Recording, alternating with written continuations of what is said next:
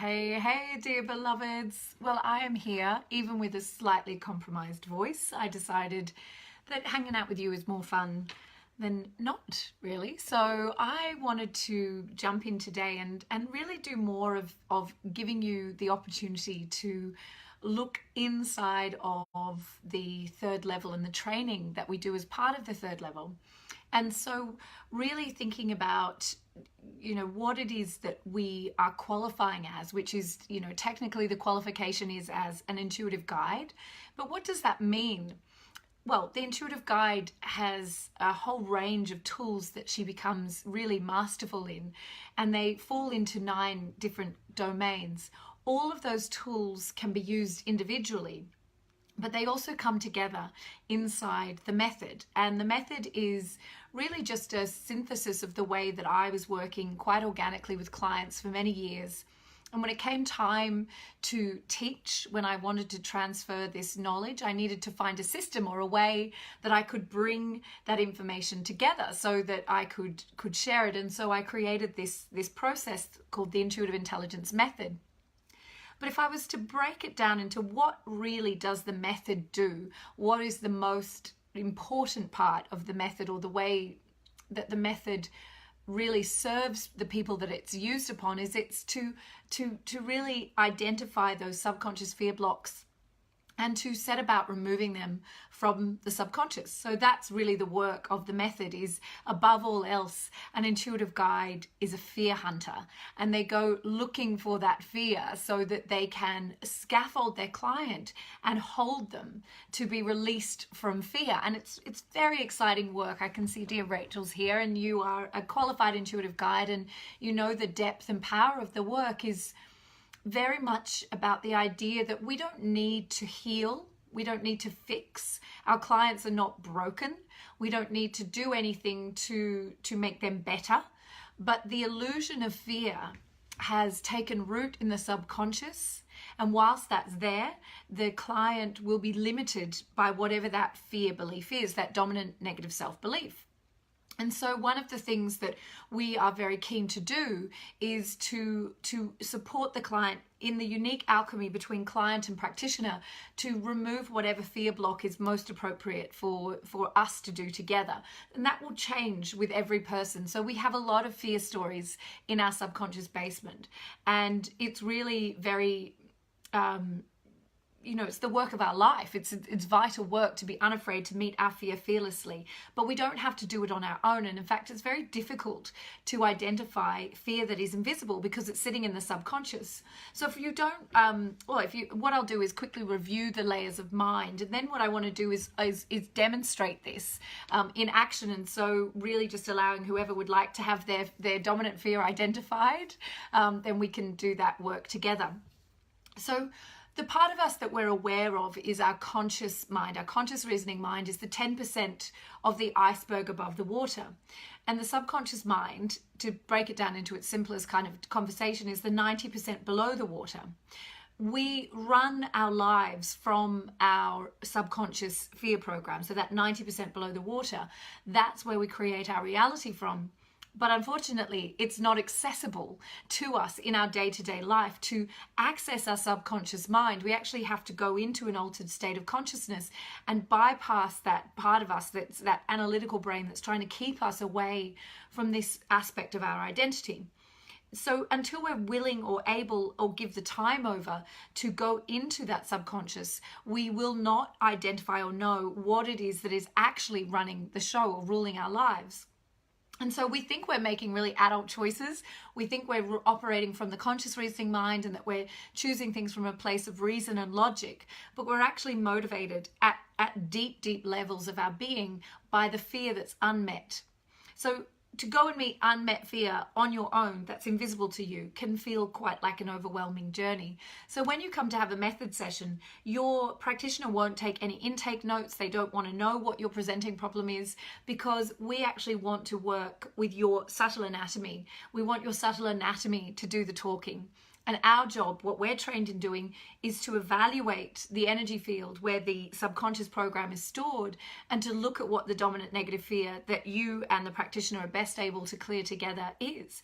So it's very much a process of, the less we know about you, the more powerfully we can do the work, because what you may think is the problem will rarely be the problem. And this is probably a big problem with talking therapies and a lot of other modalities, is that when we let the conscious reasoning mind do the talking, we think we know what the problem is. We think we know we've come because my relationship sucks, or because my kids aren't behaving, or I'm not sleeping well at night, or I can't lose weight, or I'm always anxious, or whatever the presenting problem is simply a symptom of the dominant negative self-belief. And so the practitioner of the method, the intuitive guide, is trained to remote view through time and space. So they're able to locate that negative self-belief that doesn't just belong to this lifetime, but is actually the karmic cycle that you're working with through all of your lifetime. So it's truly profound work, and it really is akin to being a fear hunter, because you're fearless. You're not afraid for your client, you're not afraid for you. You recognize that fear actually is a friendly ally, and that we're working towards clearing that.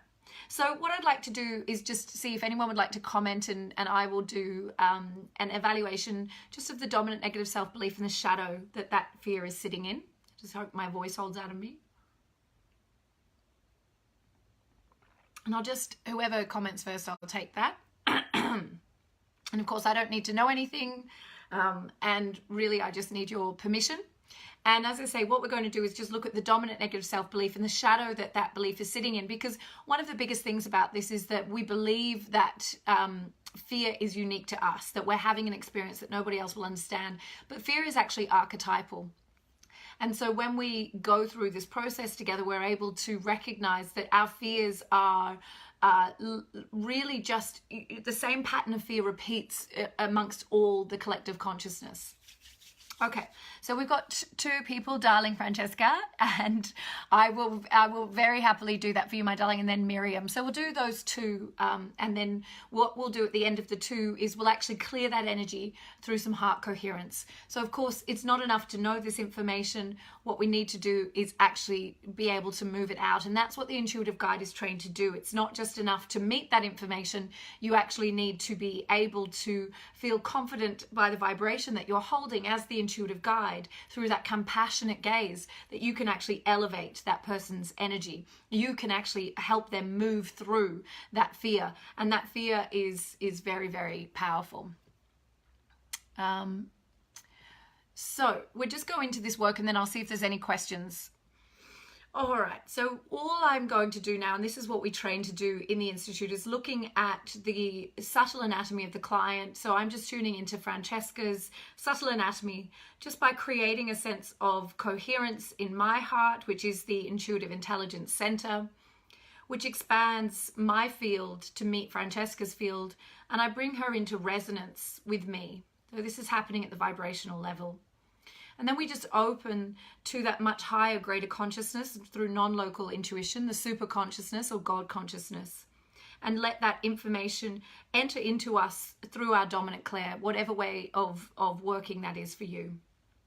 So you might be clairvoyant, clairsentient, clairaudient, or claircognizant. For me, I'm clairsentient. So I'll just create that resonance with Francesca right now.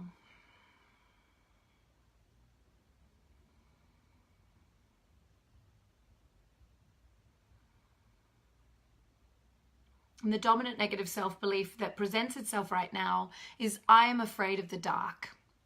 And that's simply the first layer of that fear. And what we do now is we just look into that, inquire through the non-local intuition, what's deeper than that, what's beneath that fear of being afraid of the dark. And we just keep that resonance going. We're just in that beautiful feeling state. Of course, this is a skill that's cultivated over working with these tools over the course of a year, and time and space do not exist. So of course, it makes no difference if you're in one part of the world and I'm in another. We're simply creating that energetic resonance. Wherever I place my consciousness, that is where I am. So what's deeper than that is, I am afraid of my own darkness. I'm afraid that I am unforgivable. I'm afraid that I am unforgiven by God or the infinite. So the deepest layer of that fear for Francesca is, I am afraid that I'm unlovable by God. Okay, so now we want to locate which archetype, which shadow archetype this fear sits in. And so this fear sits in the prostitute archetype. And for those of you who are not familiar with that, it simply means that for Francesca, this fear means she trades her faith in herself, her faith in a higher power, for physical security, for the sense of security. That not trusting God because I am unlovable by God means that God's not going to show up for me, so I have to do things that I don't want to do. I have to stay in the relationship or stay in the job or live a life I don't want to be living, because that's what I have to do as a result of this. And yet the transformation comes in knowing that the guardian of this shadow is the guardian of faith. And so we are returning to a faithful state. And if we were doing the full method session now, we'd take Francesca through identifying the lifetime where that fear began and clearing that out. What we'll do after I've read our next volunteer is that Francesca, you'll be held in heart coherence, and we'll do that work together, and I'll guide everyone who's here through that, and we'll work together to actually elevate everybody, including those people who volunteered to read for us. Okay, so I'm just going back to Miriam. Miriam, I believe that you were volunteering by saying hey. If you want to confirm, that would be cool. Otherwise, I might jump into that or ask someone else. It seemed like that was volunteering. But you might just want to comment. If you're here, just let us know if you would like me to read you or evaluate you. My voice is holding out, I think. Yes. So Miriam, you happy for me to go ahead with you, my darling? I'm going to evaluate you now. I just want Miriam to confirm so that I can absolutely get it really clear, because it's really important when we do this work that we have real clear consent. So I'm getting the feeling that this is a yes from Miriam, but if not, we'll go in with Anna, who's volunteered as well. Thank you, Anna. And I may have the capacity, my voice might hold out, Anna, that I can evaluate your field as well, my darling. So while I'm waiting for Miriam just to comment, Megan has asked, what about serious health issues causing you all these things? Well, I sort of would need a bit more information to answer that question, but we're working with the subtle anatomy. So this is the layer of us that precedes physical matter. So consciousness precedes matter. Whatever has shown up in the physical body has begun at the level of consciousness. So in order to heal the body, we need to make the change at the level of consciousness or at the subtle anatomy level. So regardless of what the symptoms are that the client's experiencing, they have their origin in that energy level of our consciousness. And so when we make those shifts there, over time, although it does take time, we're able to see the change in the physical body. Once it gets to the physical body, it's much harder to make the changes. It's a bit like turning the Titanic around, but it's not impossible. It's not possible to make the changes in the physical body in a sustainable way until we've looked at the consciousness or the energy subtle anatomy of the client, so that we can actually assess what is the fear that caused the need for that physical illness to exist in the first place. All right. So I hope that answers your question, Megan. I'm going to jump in with Anna. Miriam, if you do want to confirm if you'd like me to evaluate you, I'm very happy to do that next, but we'll jump in with Anna now. So Anna, I'm just going to do exactly as I explained before. And just create that resonance, which is instant. We can create that resonance very, very quickly, regardless of distance. It doesn't matter where I am in relation to Anna. Time and space are dimensions that don't really exist at the level of the quantum. Okay, so the first layer of the fear, Anna, is I'm afraid of being alone. And then the next layer of that is I'm afraid of being abandoned. I have been abandoned. I have been abandoned by God, or the infinite if you don't use that word. I'm afraid that I've been abandoned by God. That's the deepest layer of that fear that we're working with today.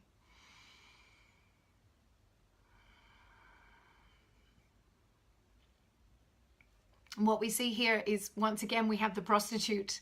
The prostitute archetype is one of the 4 shadow archetypes that we learn how to communicate with as part of the method. It's the work of Caroline Mace.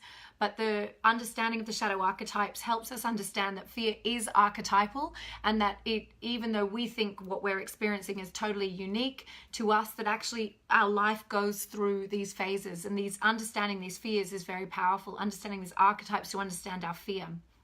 The way this shows up for you in the prostitute archetype, this fear of being abandoned by God, is this fear of lack. There's a very deep belief in lack and of not having enough.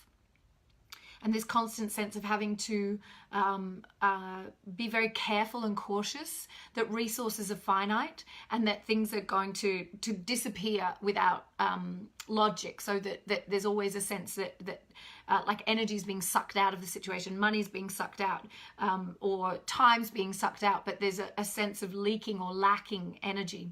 So the prostitute in this fear of I've been abandoned by God is not in that right relationship with self. It's absolutely in that state of fear that there's not enough to go around, and I'm going to miss out because I've been abandoned by God.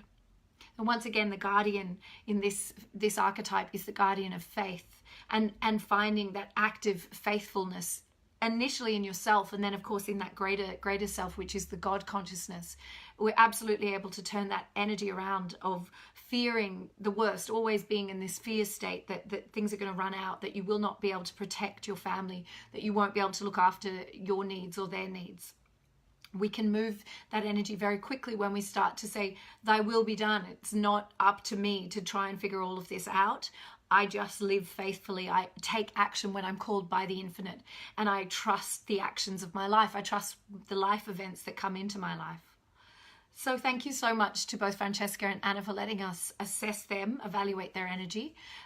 What we'll do now, I haven't heard from Miriam, unless there's any other volunteers who'd like to be evaluated, we'll move into the heart coherence. And this is where we actually will hold Anna and Francesca, those of us who are gathered here now, and we're going to change that relationship to fear in the subconscious. We're actually going to, if you like, really just neutralize that fear program that's been sitting in the subconscious, and in doing that we're able to actually liberate your consciousness to a higher level. Oh, Miriam says yes. Excellent. Wonderful. Okay, Miriam, I'm going to tune into you now, my darling, and then we'll go into heart coherence. Oh, Miriam, your dominant negative self-belief, or the first layer, is I have been rejected.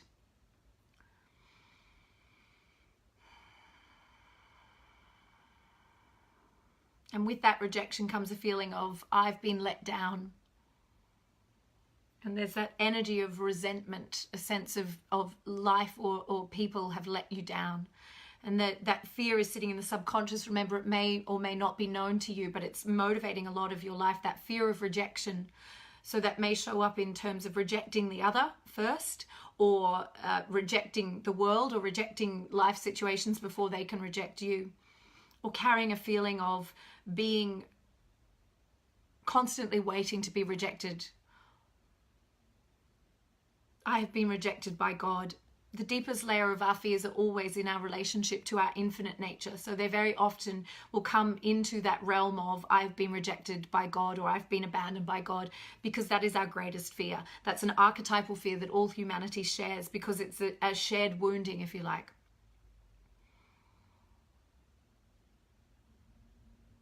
And the archetype that is associated with this fear of rejection is the victim. And the victim sitting in this dark shadow, and it always feels left out or forgotten. But in fact, if it just turned, if the victim could just turn, it would see the ladder to climb out is right there. But there's a feeling, that resentment, that feeling that I don't want to let you win, I don't want to let you see me happy, is motivating, a bigger motivator than the desire to change. Please remember, all of this is in your subconscious basement. It may not be conscious at all, but it is informing your relationships and the way the world is working for you. So when we look at this archetypally, we can see that the victim simply needs to shift perspective, to change perspective on life events and on relationships, and allow herself to let the sun see her face. And the guardian is the guardian of self-esteem. So here we have really a sense of, can you give yourself what you need right now? Can you allow yourself to love yourself so much, to nurture yourself so much, to be your own best advocate, and to allow that energy of deep self-reverence motivate your relationship to the world rather than waiting for something external? So Miriam, once again, we'll move into heart coherence for Anna, Francesca, and Miriam, and we'll actually let that energy now be changed in the subconscious. We can't necessarily do this on our own, even though we can learn the skills when we're learning, when we're identifying really deeply buried fears. It can be very hard to identify them on our own. To be scaffolded and held is a beautiful thing, but the practice that we're going to go into now is something that you can do for yourself, and you can do it as often as you like. And for all of us, every time we go into heart coherence, we alter the contents of our subconscious. We do not have to meet every single fear in our subconscious basement. That's an impossible task. But every time we raise our vibration consciously, we change the contents of our subconscious. We move ourselves closer to our God nature. And thank you for Rachel and Christy for volunteering, but I don't think my voice will hold out. So let's go into heart coherence together now. I know some of you here are very experienced in this practice and will be able to serve so beautifully. And of course, to give is to receive. For our recipients, I want you simply to allow yourself to sit exactly where you are, with feeling exactly what you're feeling, no matter what it is. You may identify with what has been shared. It may feel like it's a distant memory. It may not feel present at all, but either way, it's the contents that is right for you to clear right now. And with our support, we can do that together. So heart coherence is a very simple practice from Heart Math Institute, where we're going to take our vibration collectively and individually to the highest possible point that we can hold it. And in so doing, as I said, we reinscribe that subconscious program, in particular the ones that we've identified for our beautiful volunteers today. So let's close down our eyes if you're safe to do so. If it's not safe to close your eyes, then just turn your attention, your gaze inwards. Withdraw your attention from the superficial world. And deepening the breath, allow yourself to arrive in your seat, in your body, in this moment. And I'm just about to sneeze.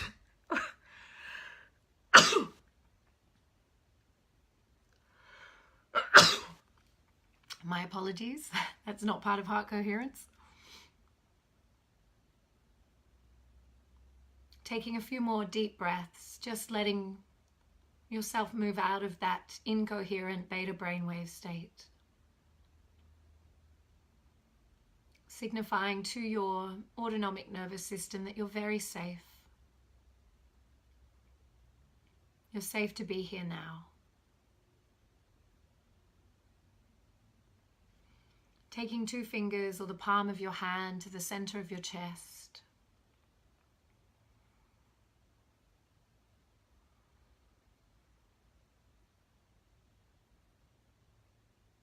And that touch letting your physiology know that this center, your heart center, is where you want to operate from.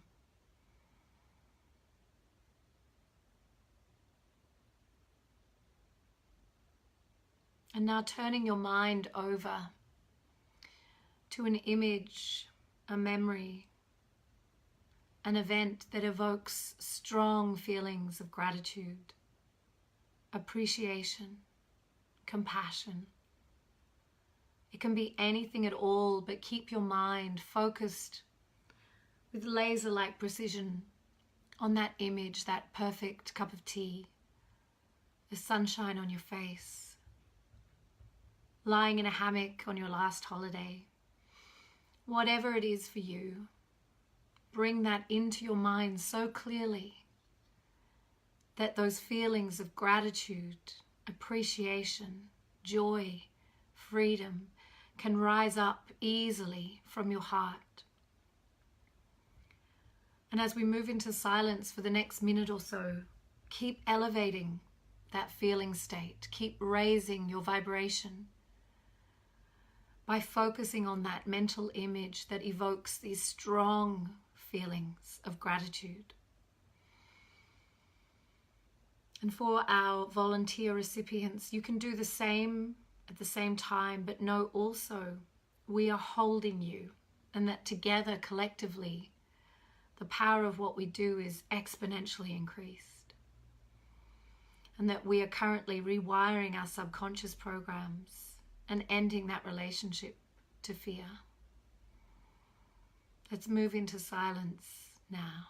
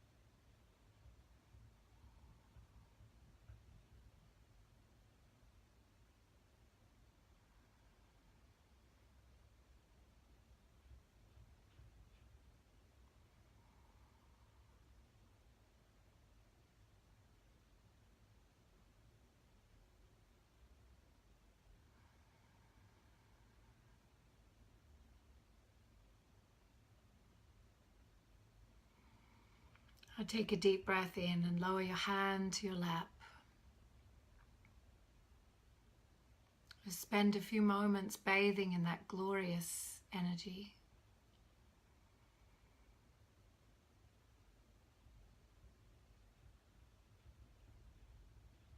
Beautiful. And when you're ready, and only when you're ready, blinking open your eyes. Thank you to our volunteers, and thank you to all of those who supported the release of fear from their subconscious as well as from all of our subconscious programs, because to give is to receive. And we get the borrowed benefits when we work this way to clear the fear program, whether it's the same or another, from our subconscious mind. It's truly beautiful work. I could have stayed in that state with you for a very long time. I could have stayed there all day. And when we do this, we work the muscle and we get stronger and more powerful in our potency and our capacity to serve in this way. But we are but a vibration.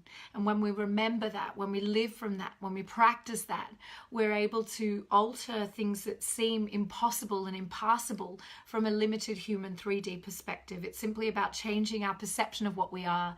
And the first shift we need to make is to stop thinking that we're solid matter and start thinking in terms of our vibrational truth.